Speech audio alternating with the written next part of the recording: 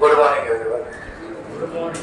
ચલો તો પ્રીવિયસ લેક્ચરમાં ઇન્વેસ્ટમેન્ટ અકાઉન્ટનું જે ડિસ્કશન થયું હતું ફરીથી રિમેમ્બર કરી લઈએ એકવાર કે ટાઈપ ઓફ ઇન્વેસ્ટમેન્ટ કેટલા હોઈ શકે આપણી પાસે. તો કે શેર, ડિબેન્ચર, બોન્ડ. એની સિવાય કોણ હોઈ શકે? તો ગવર્નમેન્ટ સિક્યુરિટી બોલો અથવા ટ્રસ્ટ બોલો. અધર કઈ હોઈ શકે? તો ઇન્વેસ્ટમેન્ટ ઇન અ પ્રોપર્ટી. એની સિવાય અધર બીજું તો અધરમાં સ્પેસિફિક નેચરમાં આપણે શું નામ લખ્યું? મેજરમેન્ટ. તો એક્ઝામ્પલ પૂછે ઇન્વેસ્ટમેન્ટના તો આટલા એક્ઝામ્પલ લખી જાય. ધ્યાન આપતો સમય પ્રમાણે, ટાઈમ પ્રમાણે કે ઇન્વેસ્ટમેન્ટ કેટલા પાર્ટમાં હોઈ શકે? તો બે. એક કરંટ ઇન્વેસ્ટમેન્ટ અને એક લોંગ ટર્મ ઇન્વેસ્ટમેન્ટ. ઓર પાછું પૂછે લોંગ ટર્મ ઇન્વેસ્ટમેન્ટ કોને કહેવાય અથવા શોર્ટ ટર્મ ઇન્વેસ્ટમેન્ટ કોને? લોંગ ટર્મ પૂછે તો બહુ સારું. શું કહી દેવાનું? અધર ધેન શોર્ટ ટર્મ અથવા કરંટ જે બોલે. તો ક્વેશ્ચન થાય કરંટ ઇન્વેસ્ટમેન્ટ કોને કહેવું? તો કે જે રેડલી રિયલાઇઝેબલ હોય, એટલે જેના પૈસા ઝડપથી પાછા રિટર્ન મળે, વેચી શકાય, સોલ્ડ કરી શકાય. અને કીધું held for more than 1 year, not more than 1 year. 1 year માં બોલવું તો 12 month. જે હેલ્ડ કરેલો સમય 12 મહિના કરતા ઓછો હોવો જોઈએ. તો એને કેવું ઇન્વેસ્ટમેન્ટ કહેવાય? કરંટ. ચલો ઓર બીજું કરંટ ઇન્વેસ્ટમેન્ટ અથવા લોંગ ટર્મ ઇન્વેસ્ટમેન્ટ બુકમાં કઈ પ્રાઇસે રેકોર્ડ કરવો? તો પહેલા જોવાનું કરંટ પૂછ્યું તો cost or fair value whichever is lower. તો બેમાંથી જે ઓછી કિંમત હોય એ લખાય. ઓર ક્વેશ્ચન પૂછો લોંગ ટર્મ ઇન્વેસ્ટમેન્ટ કઈ પ્રાઇસે રેકોર્ડ કરવું બુકમાં? Long term investment cost to cost પહેલા. પણ જો બાજુમાં દાખલામાં કઈ કીધું એમાં ઘટાડો થયો, વેલ્યુ ડિક્લાઇન થઈ, તો આ ડિક્લાઇન જોવાનું કેવા નેચરનો ડિક્લાઇન છે? પરમેનન્ટ છે કે ટેમ્પરરી? જો ડિક્લાઇન ટેમ્પરરી હોય તો આપણે કોસ્ટ ટુ કોસ્ટ આ ઘટાડો ધ્યાનમાં લેવાનો નથી. should not be considered. Decline value ધ્યાનમાં લેવાની નહીં. બટ આ જે પ્રાઇસમાં ઘટાડો હોય લોંગ ટર્મ છે તો એનો મતલબ પરમેનન્ટ નેચરનો ઘટાડો છે, તો પછી આ ઘટાડો કોસ્ટમાંથી લેસ કરી દેવાનો. સમજવા માટે મેં માની લો લેન્ડ ખરીદી, જમીન. મારો ઇન્ટેન્શન છે ને 10 વર્ષ માટે હેલ્ડ કરવાનો. મેં 5 લાખમાં ખરીદી. જમીન કેટલામાં ખરીદી? 5 લાખ. અને લોંગ ટર્મ પર્પસ થી ખરીદી.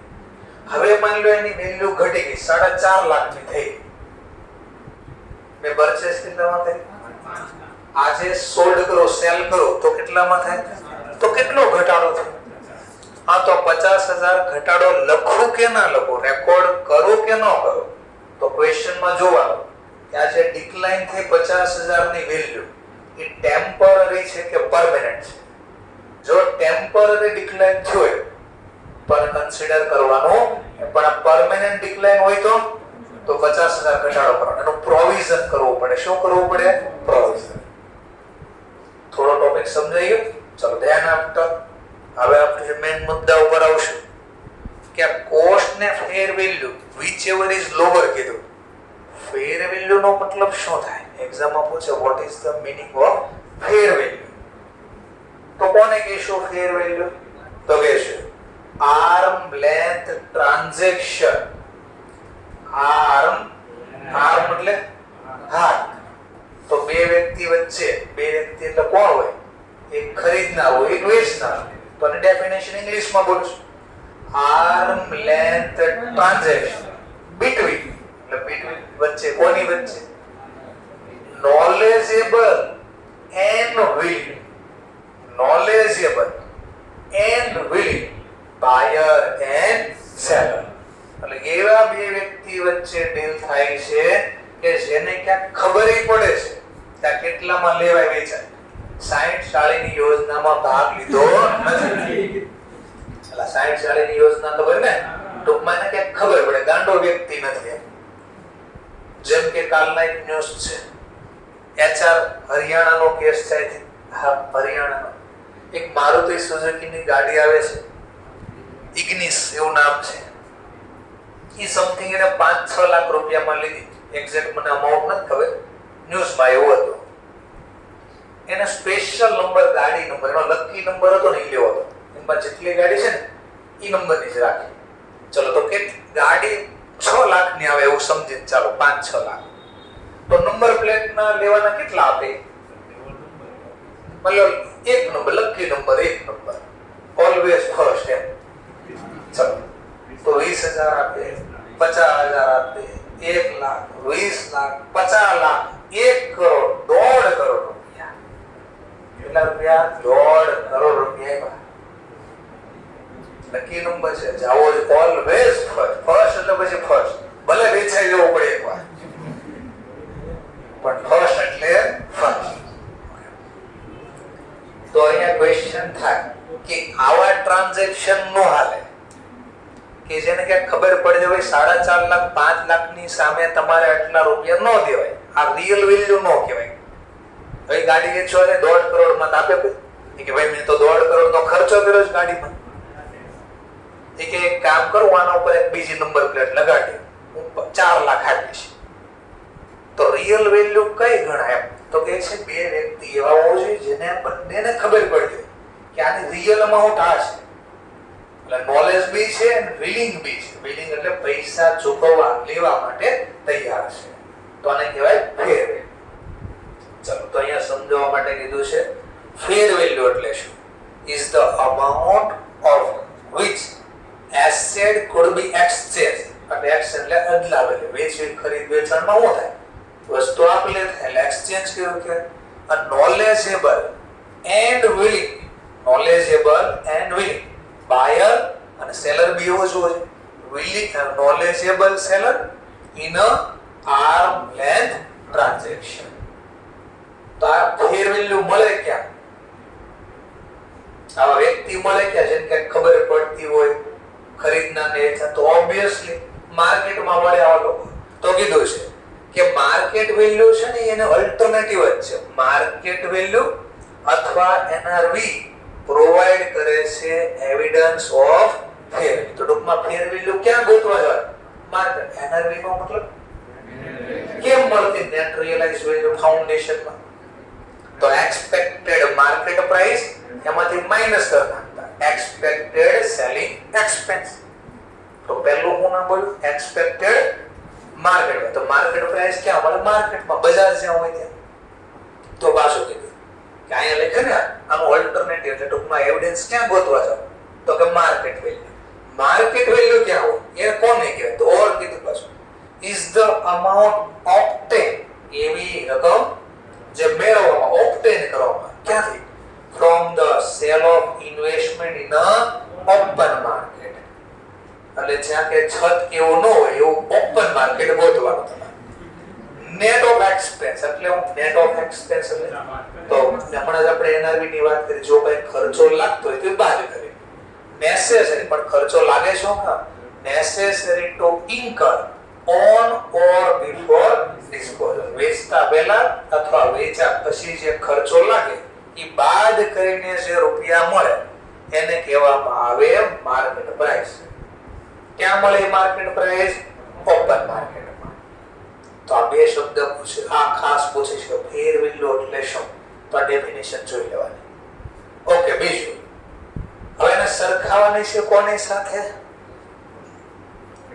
Cost or fair value. Which cost કેમ મળે? તો કોસ્ટ તો સિમ્પલ ઓબ્વિયસલી જે ખરીદ કિંમત કરી હોય, પણ ખરીદી વખતે ખર્ચા બી કેમ વેચતી વખતે ખર્ચા થાય? શું ખર્ચા થાય વેચતી વખતે? તો માની લો આપણે કઈ આ ટીવી છે સમજવા માટે, આ વિજય સેલ્સ માંથી આપણે ટીવી લીધું, આપણું જ છે ને, આપણે ત્યાંથી લીધું ટીવી ધારણ બરાબર. આ બેંક નામનો ટીવી લઈએ. આ બોલો આ ટીવી શેમાં આવશે? ટેમ્પો, રિક્ષા જે સમથિંગ એમાં આવશે. તો આપણે માની લો ટીવી ના પૈસા આપ્યા, તો આ રિક્ષાના પૈસા આપણે નથી ભાડું આપ્યું, તો એ રિક્ષાનું ભાડું કોણ આપશે? વિજય સેલ્સ. તો સમજવા માટે મેં 2 લાખ રૂપિયા ટીવી ના આપ્યા, તેના હાથમાં 2 લાખ તો આવ્યો. પછી આ ટેમ્પા ભાડાને એને આપવા પડશે ને, તો 2 લાખ માં માની લો 500 રૂપિયા વહી ગયા. વેચાણી તો ટેમ્પો ભાડું લાગ્યો ને, રિક્ષા ભાડું. તેમ ખરીદી વખતે બે મુખ્ય ખર્ચા લાગે. જેમ કે શેર ખરીદવા હોય તો આપણે ક્યાંથી ખરીદવી શેર? સ્ટોક માર્કેટમાં.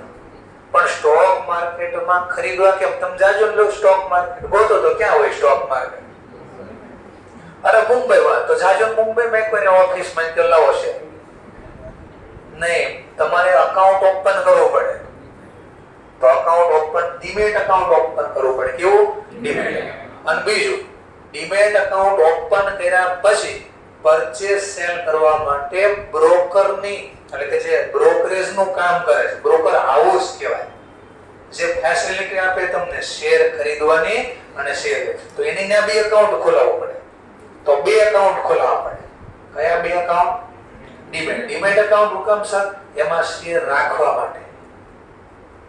આપણે શેર ખરીદ્યા પછી એને મૂકવા તો પડશે ને ક્યાં? તો ક્યાં સ્ટોર કરવાના હોય આપણે? જેમ કે આપણે બેંકમાં ખાતું ખોલે તો પૈસા ક્યાં મૂકશું? પૈસા તો બેંકમાં પડ્યા, પણ કોના ખાતા? અકાઉન્ટ નંબર બી જોઈ ને આપણે. હા, તો આપણા જે શેર સર્ટિફિકેટના ફોર્મમાં હોય તો સર્ટિફિકેટ કોના અકાઉન્ટમાં જમા કરવું? એટલે ડીમેટ ખાતું ખોલે. અને પછી આ ડીમેટ ખાતું આપણે લઈ જઈએ સ્ટોક માર્કેટ માટે, બ્રોકર હાઉસને ત્યાં. ઈ આપણને ખરીદ વેચાણી હેલ્પ કરે અને જે શેર ખરીદ્યા એ આ ડીમેટ અકાઉન્ટમાં વહી જાય, પછી ટ્રાન્સફર કરી દેવા. અને આપણી પરમિશન વગર કોઈનું વેચી શકે પછી. તો એમ ખરીદી વખતે બી ખર્ચો થાય. જેમ કે બ્રોકર હાઉસ ટેક્સ લે, કમિશન લે, પ્લસ જીએસટી કઈ લાગતો હોય આપણે ખરીદ વેચાણ ઉપર, સ્ટેમ્પ ડ્યુટી લાગે, એસટીટી જેને કહેવાય, સ્ટેમ્પ ડ્યુટી, અથવા security transaction tax, STT. Security એટલે શેર, ટ્રાન્ઝેક્શન એટલે આપલે કરે એનો ટેક્સ લાગે, સ્ટેમ્પ ડ્યુટી લાગે, એસટીટી લાગે, બ્રોકરેજ લાગે. તો ખરીદી વખતે ખર્ચા લાગે. તો એ એડ કરવા કે ન કરવા ક્વેશ્ચન થાય. બીજું, આપણી પાસે પૈસા નહોતા તો વ્યાજે રૂપિયા લઈ શેર ખરીદ્યા, તો હવે વ્યાજ લાગ્યું ઈ તે એડ કરવો કે ન કરવો? તો આઈએસ કે કઈ કોસ્ટ એડ થાય, કયો ખર્ચો એડ થાય. ઓકે, બીજું, હવે એને સરખાવી. હવે સરખાવ્યા પછી લક્ષ્યો ક્યાં? એટલે કોસ્ટ 10,000 છે, સેલ પ્રાઇસ, માર્કેટ પ્રાઇસ, ફેર વેલ્યુ મતલબ 12,000 છે. whichever is lower થાય તો 10. પણ 10 દેખાડીશ ક્યાં? બેલેન્સ શીટમાં. ક્યાં લખીશ એને? બેલેન્સ શીટમાં. ક્યાં? Asset side. એસેટ સાઇડ કયા ટાઇટલ છે? તો ઓબ્વિયસલી જો શોર્ટ ટર્મ હશે તો કરંટ એસેટના ટાઇટલ નીચે, લોંગ ટર્મ હશે તો લોંગ ટર્મ એસેટ અથવા નોન કરંટ એસેટના ટાઇટલ નીચે એસેટ સાઇડ લખશું. તો એસેટ એટલે શું કહેવા માંગો છો? જેમ કે હું આ કહું છું, આ બેલેન્સ શીટ, આ એસેટ સાઇડ, જે ટાઇટલ હશે કરંટ ઇન્વેસ્ટમેન્ટ હશે તો કરંટના ટાઇટલ નીચે જાય. આ લખીશ શેર ઇન્વેસ્ટમેન્ટ. કઈ વેલ્યુ? 10,000. હવે 10,000 જે લખ્યા એ બોલો, તમને થોડીક, તમે કોઈ કંપનીના બેલેન્સ શીટમાં જો 10,000 તો તમને ખબર પડી જાય ને એ કોસ્ટ પ્રાઇસ છે કે માર્કેટ પ્રાઇસ છે, ફેર વેલ્યુ છે.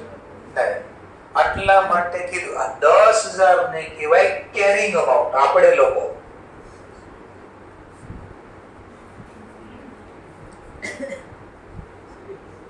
અને કેરિંગ અમાઉન્ટ એટલે શોર્ટમાં સી એ બોલે.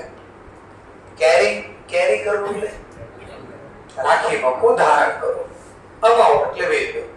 બેલેન્સ શીટમાં જે વેલ્યુ લખી છે આ 10,000 એને કેરિંગ અમાઉન્ટ કહેવાય. કઈ વેલ્યુ કહેવાય? Carrying. Carrying amount is for a current investment, lower of cost and fair. તો આજે 10,000 લખ્યા ઈ કોના આધારે ડિસાઇડ થયા હોય? તો બે માંથી ઓછું. પછી આ 10,000 જે લખ્યા એને કોસ્ટ ન બોલાય, ફેર વેલ્યુ ન બોલાય, એને કઈ વેલ્યુ બોલાય? Carrying amount. એટલે બેલેન્સ શીટમાં 10,000 ને બોલાય કેરિંગ અમાઉન્ટ. પણ લખવા કેટલા એ ડિસિઝન અહીંયાથી લે, cost or fair value, whichever is lower. તો અગેન એક માર્કનો ક્વેશ્ચન બની ગયો. કે બેલેન્સ શીટ ની અંદર તમે જે ઇન્વેસ્ટમેન્ટ હેડ કર્યું છે એને કઈ વેલ્યુએ કઈ નામથી એને તમે બોલી શકો? કયા નામથી બોલશો? કેરિંગ. પણ આ કેરિંગ અમાઉન્ટ ડિસાઇડ કઈ રીતે થાય? તો કહેવાનું પાછું cost or fair, whichever is lower. તો ત્રણેય નામ સમજાઈ ગયા? ઓકે, જો આટલું સમજાઈ ગયું તો આગળનું કામ કરી શકીએ આપણે. હવે અકાઉન્ટ સ્ટાર્ટ કરી શકાય. તો અકાઉન્ટ સ્ટાર્ટ કરવા માટે આપણે કેટલી વસ્તુની જરૂર પડશે? તો મને એનો ફોર્મેટ બે આપીજો અને થોડી વાર પછી જોઈ 2 મિનિટ થિયરી મેન ટોપિક ઉપર પહેલા આવીએ. ક્વેશ્ચન સોલ્વ થાય એટલે થિયરી સોલ્વ થઈ જાય. આપણે આટલી વસ્તુ રિમેમ્બર કરવાની રહેશે અકાઉન્ટ જ્યારે પ્રિપેર કરવી ત્યારે. કઈ કઈ વસ્તુ ધ્યાનમાં રાખવાના આવશે? તો કે નોમિનલ અમાઉન્ટ એક ધ્યાનમાં રાખવાની આવશે, અમાઉન્ટ ઓફ ઇન્ટરેસ્ટ ની કોલમ ધ્યાનમાં રાખવાની થાય, કોસ્ટ કોલમ એટલે કે જે આપણે ખરીદ કિંમત એને પ્રિન્સિપલ ના નામથી પણ ઓળખવામાં આવે. અને અકાઉન્ટ બનાવતી વખતે આ ટોપિક ધ્યાનમાં રાખવાના છે. સોરામાં કાંઈ ખબર ન પડે તો એના માટે આપણે ક્વેશ્ચન સોલ્વ કરીએ. ચલો તો અકાઉન્ટ બનાવીએ આપણે. પહેલું સાથે લખવું હોય તો લખી શકો છો તમે, ઓલરેડી લખેલું હોય તો વાંધો નથી.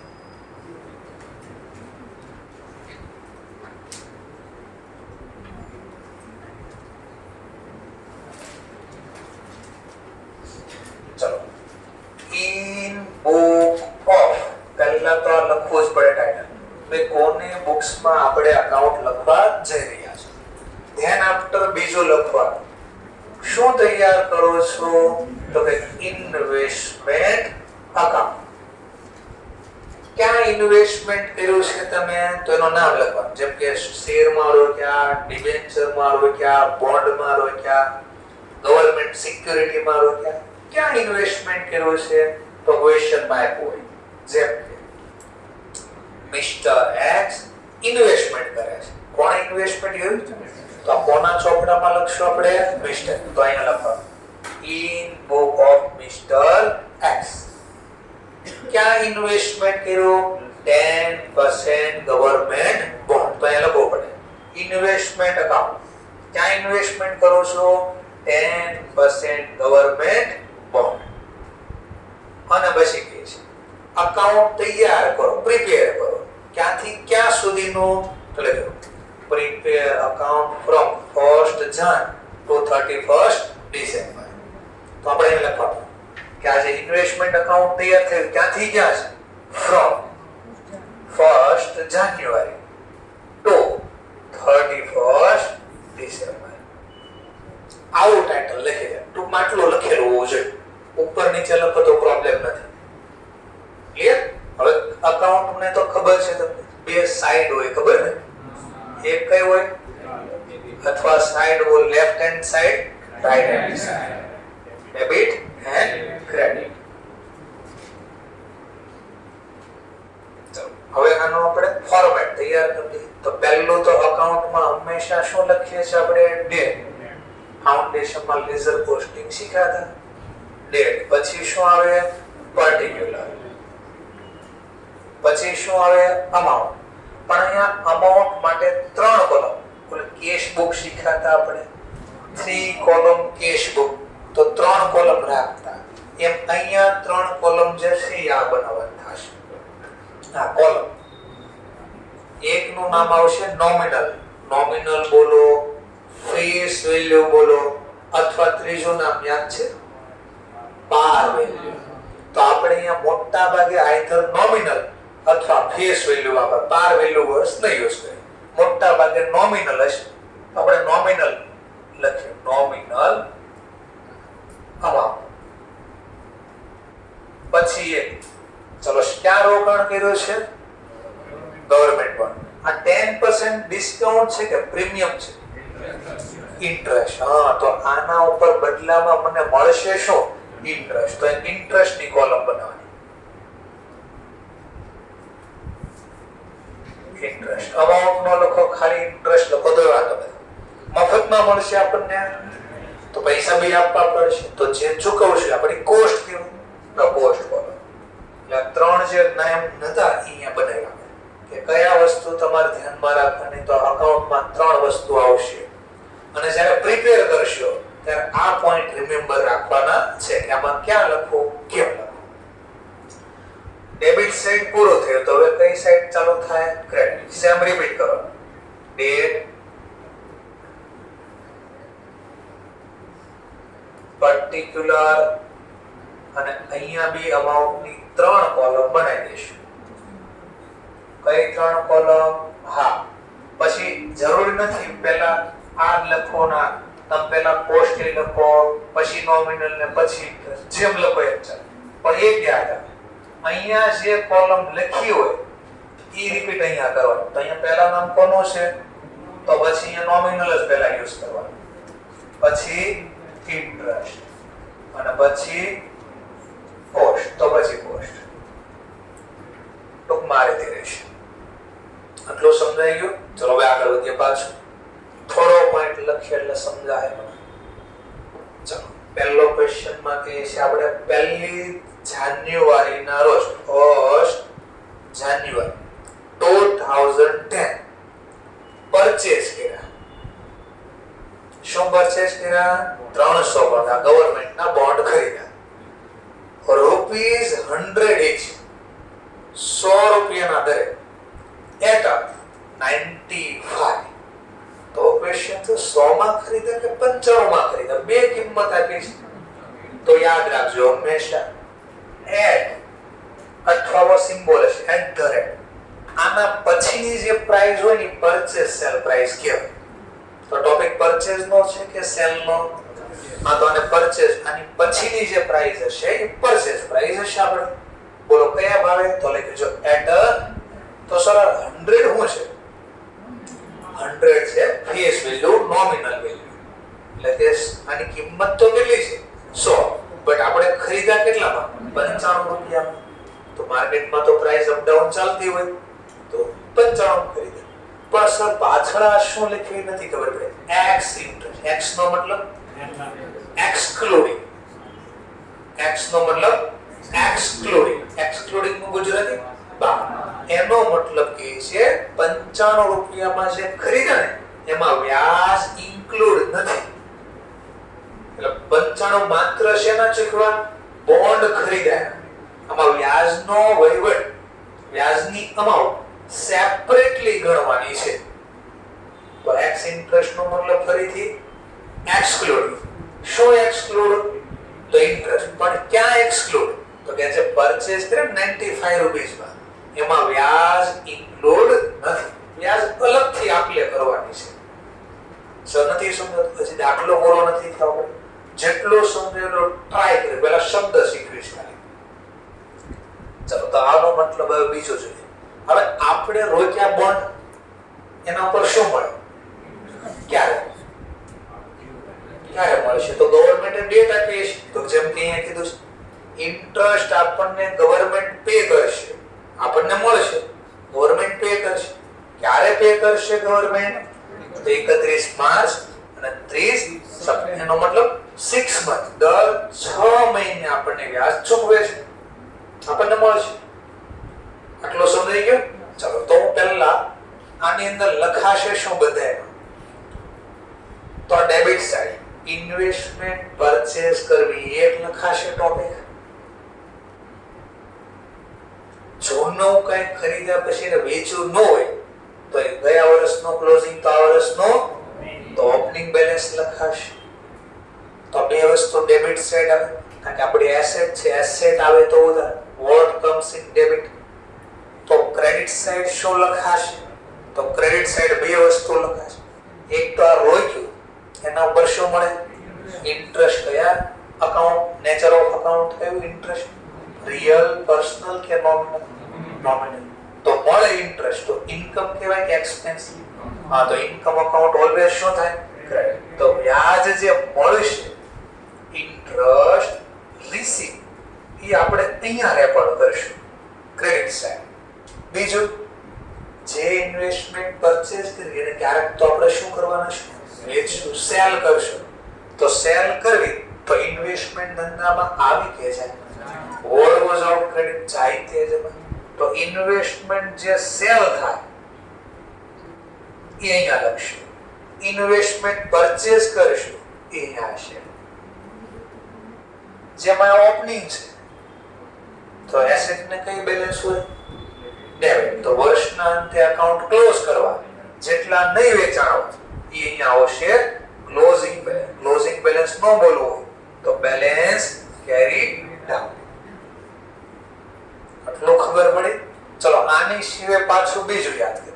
આ વેચ્યું ને આપણે તો વેચવી તો આપણને શું થાય ધંધામાં? પ્રોફિટ લોસ થાય. તો પ્રોફિટ લોસ કેમ લખો? તો જો પ્રોફિટ થાય તો પ્રોફિટ ને જમા બાકી હોય કે ઉધાર બાકી? હા, તો જો એસેટ વેચવાથી ઇન્વેસ્ટમેન્ટ વેચવાથી પ્રોફિટ થાય તો ક્રેડિટ સાઈડ લખીશું, પ્રોફિટ ઓન સેલ.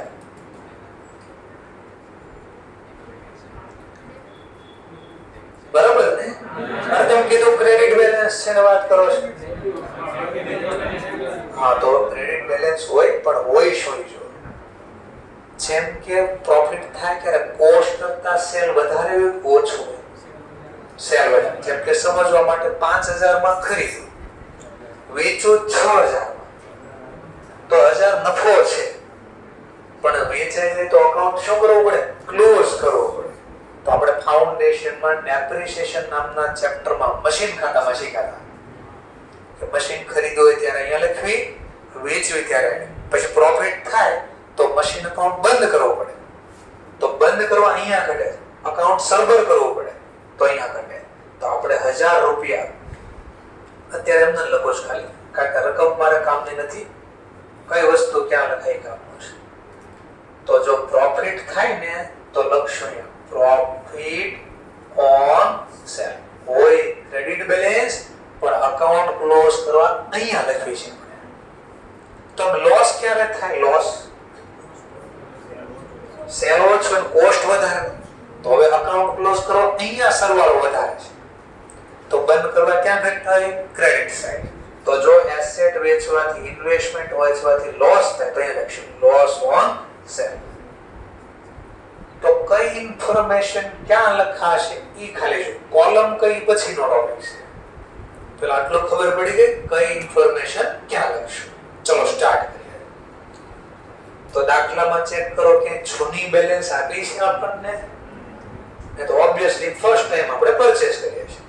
ચલો તો આનો ટેમ્પરરી સમજવા માટે જર્નલના ફોર્મમાં શીખવાડું છું. એટલે કઈ ઇન્ફોર્મેશન શા માટે ખાલી અહીંયા ઈ સમજાય હશે. ચલો તો પહેલા જર્નલના ફોર્મમાં શીખવાડું છું. અને વર્કિંગ નોટ બનાવવાની. Working note 1. એક્ઝામમાં સર આમ જ લખવાનું? હા, આમ લખશો તો બી ચાલશે, ઇન્સ્ટિટ્યૂટ લખશો તો બી ચાલશે. પણ ઇન્સ્ટિટ્યૂટ પહેલી વાર જે દાખલો લખશે ને એમાં ખબર નહીં પડે તમને ઈ કઈ રીતે બન્યું ઈ સમજાય એટલે હું જર્નલના ફોર્મમાં પહેલા શીખવાડું છું. એટલે વર્કિંગ નોટ આમ બનાવશો તોય વાંધો નથી, પણ બને ત્યાં સુધી મેં તમને કીધું છે એક્ઝામિનેશન ને બહુ ત્રાસ નહીં આપવા. કારણ કે તમે ક્યાંક અલગ લખી ના હો તેને બધું ચેક કરવું પડે ને. એટલે આપણે ઇન્સ્ટિટ્યૂટ જેમ લખીને એમ લખવાનું. તો આ પછીના દાખલામાં આપણે ઇન્સ્ટિટ્યૂટ પ્રમાણે લખીશું. પહેલા બેઝિક સમજી લે. ચલો ઇન્વેસ્ટમેન્ટ ખરીદી તો ધંધામાં આવે કે જાય? હા, આવે તો ઉધાર. Investment account debit. મફત આવ્યો છે પૈસા આપવા પડશે. હા, તો ટુ બેંક અકાઉન્ટ. ક્વોન્ટિટી બી આપી છે, અમાઉન્ટ બી આપેલી છે. ચલો કેટલી ક્વોન્ટિટી? 300. 100 ની પ્રાઇસ કે 95 ની પ્રાઇસ જરા ચેક કરો. હા, તો 300 ગુણ્યા 95 કેટલા? 28,500. ક્યારે પરચેસ કર્યા? 1 જાન્યુઆરી. તો એ ટોપિક લખી દો. શેનો છે? તો 1 જાન્યુઆરી અને પરચેસ નો ટોપિક છે. પાછો પરચેસ કઈ રીતે કર્યો છે? X interest. તો આખું સમજાય એટલે આપણે આવું ટાઇટલ લખશું, એક્સ ઇન્ટરેસ્ટ પરચેસ. ચલો હવે આ સમજીએ સેન્ટેન્સ. 28,500 તો આપ્યા ને આપ્યા, પણ ધ્યાનથી જોજો આપણે આ પેલા ખરીદા ક્યાંથી? આ ઇન્વેસ્ટમેન્ટ જે કર્યું એ ખરીદો ક્યાંથી? ગવર્મેન્ટ પાસેથી ખરીદવું હોય કે થર્ડ પાર્ટી પાસેથી થર્ડ પાર્ટી એટલે પબ્લિક પાસે, પબ્લિક પાસેથી. કોની પાસેથી ખરીદવું? આપણે પબ્લિક પાસેથી. માર્કેટમાં ડીલ થાય છે ત્યાંથી લઈ આવ્યા છે. તમે ગવર્મેન્ટ પાસેથી બી ખરીદી શકો, જેની પાસેથી ધારો એની પાસે.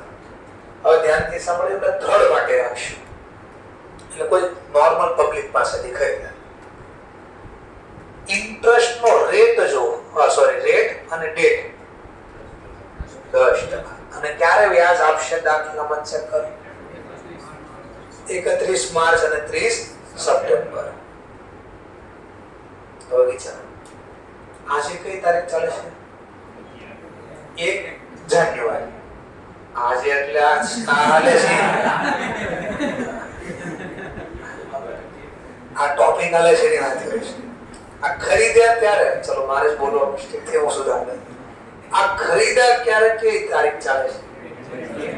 હવે જેની પાસેથી ખરીદ્યા એને છેલ્લે ગવર્મેન્ટે ક્યારે વ્યાજ આપ્યો છે? તો જો એની બે ડેટ છે, 31 માર્ચ અને 30. તો જાન્યુઆરી પહેલા શું આવે?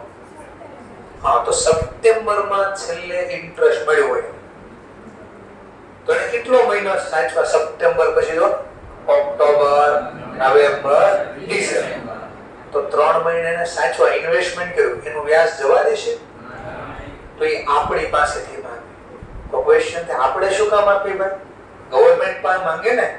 તો ગવર્મેન્ટ કે ભાઈ તમે રોજ વેચો ને ખરીદો, તો મારે કેટલાકના નામ યાદ રાખવા?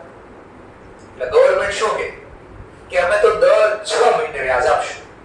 એ તમારે અંદર સમજી લેવાનું કોને વ્યાજ લેવું છે. તો કઈ રીતે સમજે છો?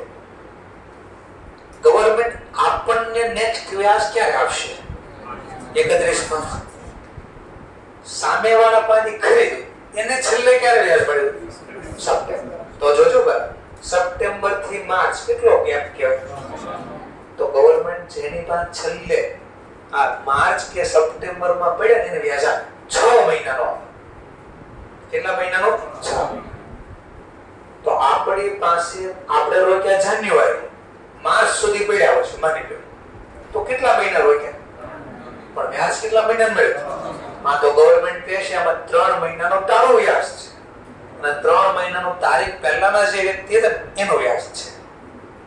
તો આપણે શું કરીશું? ખરીદી વખતે આ 3 મહિનાનો વ્યાજ એને ચૂકવી દઈશું અને ગવર્મેન્ટ પાસે પછી કેટલા મહિના લેશું? 6. એમાં 3 મહિનાનું આપણું અને 3 મહિનાનું એનું. નો સમજે કોઈ પ્રોબ્લેમ નહીં. પહેલા જે દાખલાનો ફોર્મેટિંગ શીખવી છે, આ બેઝિક દાખલો છે કે આવું કઈ આમાં શીખવાનું. ચલો તો સ્ટાર્ટ કરી. તો એક્સ ઇન્ટરેસ્ટ નો મતલબ શું? તો કે ખાલી આપણે ખરીદીને આપ્યા બોન્ડના, વ્યાજ હજી આપ્યો, વ્યાજ અલગથી ગણો એટલે 95 માં વ્યાજ ઇન્ક્લુડ નથી. ચલો હું વ્યાજ ચૂકવું હવે આ થર્ડ પાર્ટી પબ્લિક, તો વ્યાજ ચૂકવી તો આવક કહેવાય, ખર્ચ કહેવાય. ખર્ચ હવે ચૂકવી છે એટલે ખર્ચ. ખર્ચ ખાતે શું થાય? ડેબિટ. ઉધાર. Interest account debit. ચલો કેટલું વ્યાજ ગણો હવે? ઇન્ટરેસ્ટ કેટલો લખવું? ક્વેશ્ચન થાય તો ઓબ્વિયસલી કેટલા ખરીદ્યા આપણે? 28,500. વ્યાજનો દર કેટલો? 10%.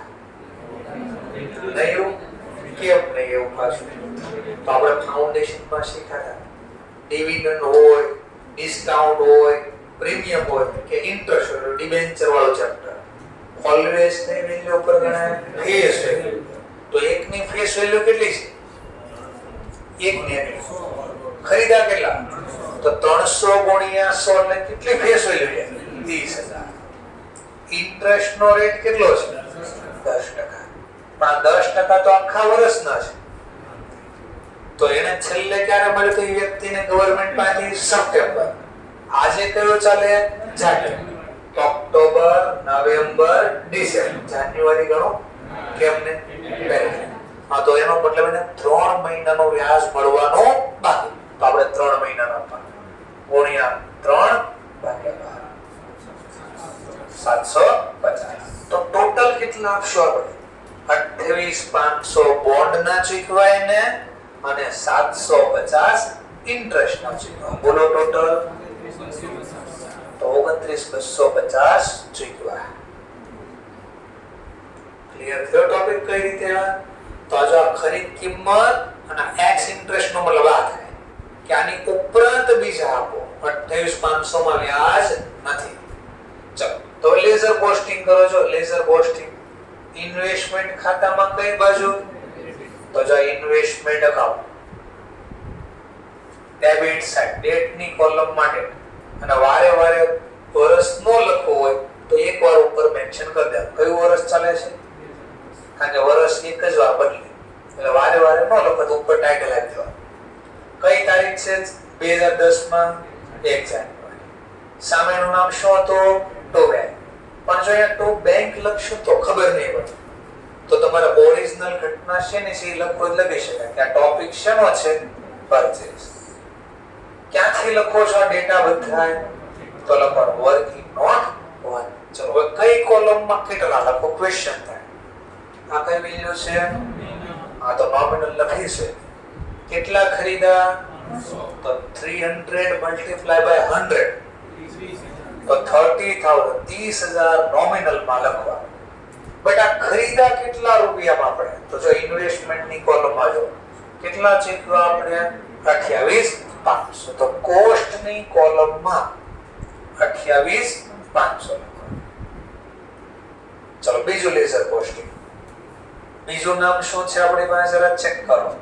તો ઇન્ટરેસ્ટ અકાઉન્ટ ડેબિટ. બોલો સામેનું નામ? તો એકવાર તો અહીંયા લખી નાખ્યો આપણે બેંક. તો ખાલી અમાઉન્ટ લખવાનું બાકી રહે. શેની અમાઉન્ટ હલે છે? હા તો ઇન્ટરેસ્ટ ની કોલમમાં લખવાનું. કેટલા રૂપિયા? 750. આવું લખવાનું. સર તમે ખોટું લખ્યું. મેં કીધું શું? તો સરવાળો મેચ નથી થતો. જો એટલે જો 29,250 એ કઈ 29,250 નો થયા. જો તો આપણે અહીંયા ટોટલ નથી લખ્યું. આપણે જે કોલમમાં જે અમાઉન્ટ હતી લખી પ્લસ માઈનસ કરી લખ્યું નથી. અહીંયા નોમિનલ વેલ્યુ લખી, આ ઇન્ટરેસ્ટ હતું ઇન્ટરેસ્ટ લખ્યું અને કોસ્ટ જે ચૂકવી આ લખ્યું. અહીંયા સરવાળો બાદબાકી લખ્યો નથી. તો આ પહેલો ટોપિક શું શીખ્યા? માત્ર પહેલા પરચેઝ. પરચેઝ માં બી કઈ રીતે ખરીદી કરી? X interest. બીજો કયો ટોપિક શીખ્યા? ઇન્ટરેસ્ટ. કઈ રીતે ઇન્ટરેસ્ટ ગણો, ક્યાંથી કેટલો ગણો, જે રિપીટ થશે બહુ બધી વાર. ચલો તો ખરીદી થાય ત્યારે આવો ક્યાંક લખવાનો છે. ખબર પડી ગઈ? ચલો એની પહેલા જસ્ટ એક મિનિટ.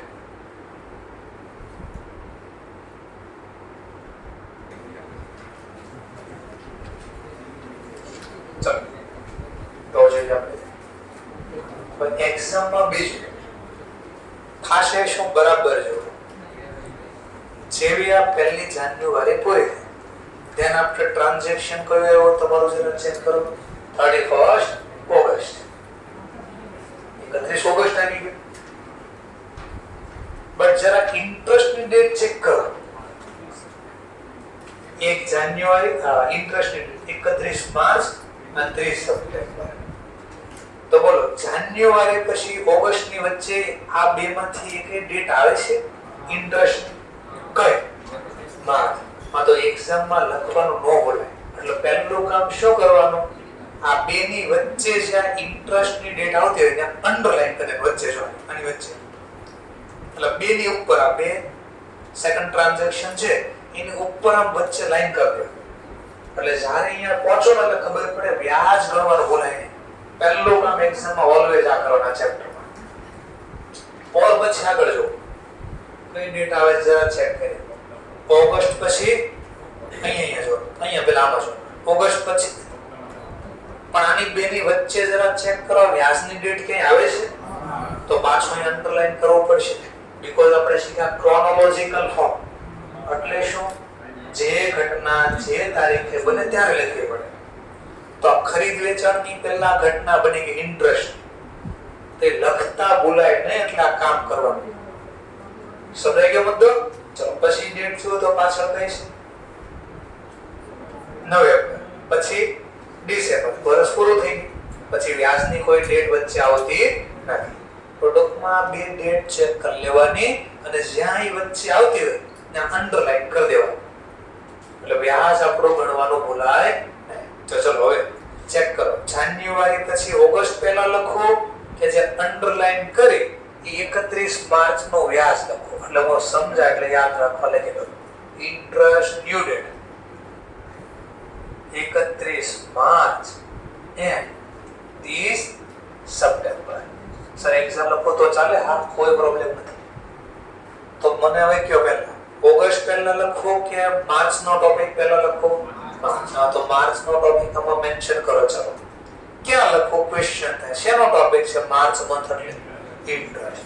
ઇન્ટરેસ્ટ હવે 6 મહિનાનો મળશે કે ચૂકવશો? રિસીવ થાય કે પે કરશો? હા, રિસીવ થાય. તેની ગણતરી અહીંયા લખવાની. વર્કિંગ નોટ સર અહીંયા નો બનાવી હોય તો ત્યાં ને ત્યાં બનાવી શકશો, પણ હું પહેલી વાર છે એટલે બધું અલગથી લખીશ. વર્કિંગ નોટ ટોપિક છે 31 માર્ચ. પણ શેનો 31 માર્ચમાં શેનો topic? Interest due and receive. કેટલા મહિના? 6. ત્યાં ટોપિક ચાલે છે ઇન્ટરેસ્ટ 6 મહિનાનો ડ્યુ એટલે મળવા પાત્ર છે અને મળી પણ કેટલા મંથ નું મળશે? 6. કેમ 6 મહિના? 3 મહિના તો ગણાઈ ગયા હતા. આ નથી જોવાનો, આ તો આપણે લેવે છે. આને ગવર્નમેન્ટ વાળું. ગવર્નમેન્ટ ક્યારે આપે? છેલ્લે તો સપ્ટેમ્બર માં આવ્યું. આજે કયું ચાલે? માર્ચ. ઓક્ટોબર, નવેમ્બર, ડિસેમ્બર, જાન્યુઆરી, ફેબ્રુઆરી, માર્ચ. તો 6 મહિનાનો વ્યાજ ગણવાનો. ચલો 6 મહિનાનો વ્યાજ ગણો. તો આપણે ચેક કરો. ફેસ વેલ્યુ પ્રમાણે 31 માર્ચ સુધી આપણી પાસે કેટલા પડેલા ખરીદેલા છે? 31 માર્ચ સુધી કેટલા બોન્ડ પડ્યા છે ખરીદેલા? ફેસ વેલ્યુ પ્રમાણે 30,000. ક્વોન્ટિટી પ્રમાણે કહો તો 300. પણ વ્યાજ તો ફેસ વેલ્યુ પર ગણાય ને. હા, તો આ શા માટે કોલમ રાખી? ખબર પડી ગઈ. એનું વ્યાજ ગણવા 6 મહિનાનો કેટલું ગણવું? તો 30,000 પડ્યા છે. વેચ્યા છે ખરીદા પછી તો પડ્યા છે હજી માર્ચ સુધી. તો આનું વ્યાજ ગણવા. ચલો વ્યાજ ગણી દઈએ. એની જર્નલ લખી પહેલા. ઇન્ટરેસ્ટ મળે તો આપણે શું કહેવાય? ઇન્કમ. Income account credit. અને ચેક થી મળે તો બેંક અકાઉન્ટ ડેબિટ. ચલો હવે ગણતરી દેખાડો. ફેસ વેલ્યુ પ્રમાણે કેટલાના પડ્યા છે? 30,000. ઇન્ટરેસ્ટ નો રેટ કેટલો છે? 10%. કેટલા મંથ નો મળશે? 6 મંથ. તો આપી દો ગણતરી. 54. ચલો લેઝર પોસ્ટિંગ કરો. ચલો ક્યાં લેઝર પોસ્ટિંગ કરશું? ટુ ઇન્ટરેસ્ટ નો મતલબ ક્રેડિટ સાઇડ. તો ઇન્ટરેસ્ટ ની કોલમમાં ક્રેડિટ સાઇડ. આ ઇન્ટરેસ્ટ ની કોલમ, આ ક્રેડિટ સાઇડ. બોલો સામેનું નામ. તો બાય બેંક અકાઉન્ટ. પણ મેં પહેલા જ કીધું એ પ્રમાણે બેંક લખશું તો ખબર પડશે ને. નકરો જો બેંક લખ્યા કરશું તો અહીંયા રિયલ ટ્રાન્ઝેક્શન લખવાનું, પછી બેંક હટાવી દઈશું શબ્દ. રિયલ શેનો ટોપિક છે? તો ઇન્ટરેસ્ટ. તો ઇન્ટરેસ્ટ ક્યાંથી લાવ્યા આ જવાબ? આ ઇન્ટરેસ્ટ નો જવાબ લાવ્યા ક્યાંથી? તો લખી દે બાજુમાં. Working note 2. કઈ તારીખની ઘટના છે? તો પહેલા એકવાર વર્ષ મેન્શન કરો. તો ઘટના છે આપણી 31 માર્ચ. આવું લખ્યા. ચલો બહુ બધી કોલમ છે. ક્યાં લખું? નોમિનલ ઇન્ટરેસ્ટ કે કોસ્ટમાં? તો ઇન્ટરેસ્ટ મળ્યું છે ને આપણે, તો આ આપણે લખવાનું ઇન્ટરેસ્ટ કોલમ. આનું કઈ કામ નથી. ચલો બોલો કેટલું વ્યાજ મળ્યું? આપણે ગણતરી કરી 1500. સમજાઈ ગયો ભાઈ? ચલો તો આવો ક્યાંક લખવાનું થશે આગળ. તો ખાલી પેલો ડેમો શીખવી છે કે આ ફોર્મેટ બન્યું કઈ રીતે. ચલો બીજો ટ્રાન્ઝેક્શન જોઈએ. હવે માર્ચ કોલ થયા પછી કેવું ટ્રાન્ઝેક્શન આવે? ઓગસ્ટ. 31 ઓગસ્ટ. શું છે ઘટના 31 ઓગસ્ટ? તો અગેન પરચેસ કર્યા. કેટલા બોન્ડ? 200. એક કેટલાનો છે? 100. બટ પરચેસ કેટલા કર્યો? each at 98. અને પાછળ વર્ડ્સ કયો છે? એક્સેટ. તો આનો મતલબ શું સમજવાનું? તો કે 98 રૂપિયા જે ચૂકવે માત્ર શેના ચૂકવા? બોન્ડના ખરીદીના. એનું વ્યાજ આમાં ઇન્ક્લુડ નથી. વ્યાજની ગણતરી સેપરેટલી કરવાની, અલગથી કાઉન્ટ કરવાનું છે. ચાલો તો પાછો બનાવીએ. ચલો વર્કિંગ નોટ 3. પાછી જર્નલ ને શું ઘટના મેન્શન કરો? તો 31 ઓગસ્ટ નો ટોપિક છે. 31st માં પાછી શેની ઘટના છે તો x ઇન્ટરેસ્ટ પરચેઝ કર્યું એનો ટોપિક છે આવું મેન્શન કરી દઈએ લખો જર્નલ પાછી પરચેઝ કરવી તો ઇન્વેસ્ટમેન્ટ બિઝનેસમાં આવે કે જાય આવે તો ઉધાર મફત તો આવશે ને પૈસા બી ચૂકવવા પડશે તો બેંક એકાઉન્ટ ચલો કેટલા બોન્ડ પરચેઝ કર્યા 200 કઈ પ્રાઇસ છે ઓબ્વિયસલી 100 ની પ્રાઇસ 100 નથી જોવાનું એટ કે એટ ધ રેટ પછીની પ્રાઇસ તો આનો મતલબ આ તો ફેસ વેલ્યુ છે પણ ખરીદા કેટલામાં 98 તો 200 મલ્ટીપ્લાય બાય 98 19600 આટલા તો આપ્યા ને આપ્યા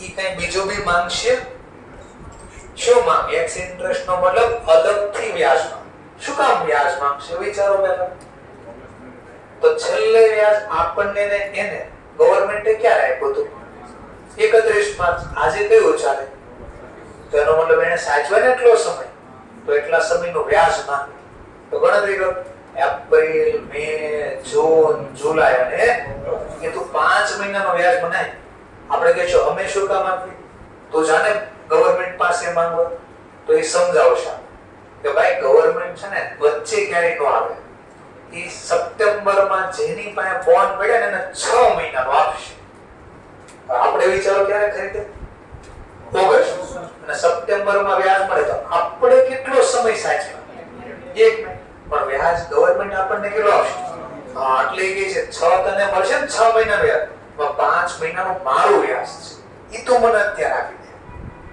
થોડું સમજાણો પાછો ચલો તો જર્નલમાં લખો ઇન્ટરેસ્ટ ચૂકવશું અચ્છા મેં કીધું હું કેવા મને ખબર પડી ગઈ મેં કહ્યું શું ખબર પડી ગઈ કે ખરીદી વખતે વ્યાજ અહીંયા ગણી જ દેવાનું આપણે હારે આપવાનું જ આવે ખરીદી કરો એટલે વ્યાજ આપવું જ પડશે પણ ડેટ બી જોવી પડે જેમ કે હમણાં બોલો આ ખરીદી કરી હોત તો 1 એપ્રિલે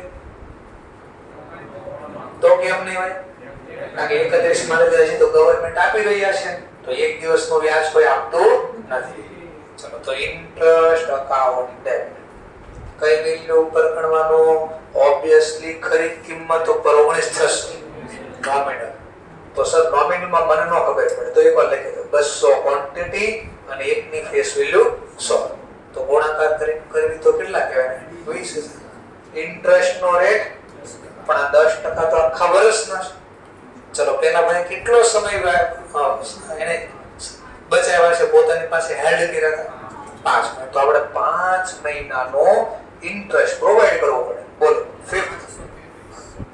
833 ચલો તો આપણે ટોટલ કેટલા આપશે તો 20400 20400 માં બોન્ડ ના ચૂકવા 19600 અને ઇન્ટરેસ્ટ ના ચૂકવા 800 કરજો લેઝર કોસ્ટિંગ ચલો 33 ચલો 20433 ચલો કરો લેઝર કોસ્ટિંગ ઇન્વેસ્ટમેન્ટ એકાઉન્ટ માં કઈ બાજુ ડેબિટ સાઈડ તો આ ઇન્વેસ્ટમેન્ટ એકાઉન્ટ આ ડેબિટ સાઈડ ડેટ ની કોલમ માં ડેટ કયા તારીખનો ટોપિક છે 31st ઓગસ્ટ સામેનું નામ પણ બેંક લખશું તો અગેન ખબર નહીં પડે તો અહીંયા બુક્સ માં બી શું કરે છે રિયલ જે ટ્રાન્ઝેક્શન ઈ મેન્શન કરશે તો રિયલ ટોપિક શેનો ચાલે છે પરચેઝ તો સર આમ બંને લખો અથવા એક લખો તો ચાલે હા ઓકે પરચેઝ નો ટોપિક છે ક્યાંથી લાવ્યા ડેટા તો લખ દે વર્કિંગ નોટ 3 લખો ફેસ વેલ્યુ માં કેટલા 200 ગુણ્યા 100 20000 કેટલા ચૂકવા કોસ્ટ કોલમ આ કોસ્ટ કોલમ એટલે બોન્ડ ની જે અમાઉન્ટ ખરીદી છે તો 19600 અને ઇન્ટરેસ્ટ ની કોલમ માં તો ઇન્ટરેસ્ટ ની કોલમ માં જો ખર્ચ ખાતે ઉધાર જો લખાય આઈ સામેનું નામ તો લખાઈ ગયું બેંક કેટલા ચૂકવા વ્યાજના 833 તો લખી દઈશું આપણે 833